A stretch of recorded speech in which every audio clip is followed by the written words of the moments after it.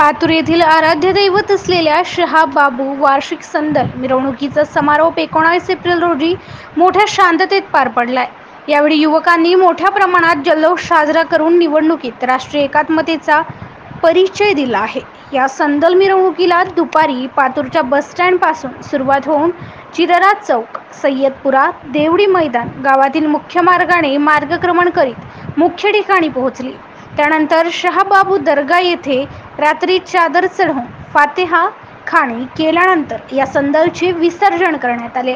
यानंतर 20 एप्रिल व 21 एप्रिल रोजी 2 वाजेपासून रात्री 10 वाजेपर्यंत कव्वाली कार्यक्रम आयोजित करण्यात आला होता। या कार्यक्रमाला मोठ्या प्रमाणात नागरिकांची गर्दी झाली होती। MCN न्यूज मराठी करिता काझी मेहंदी हसन, बाळापूर।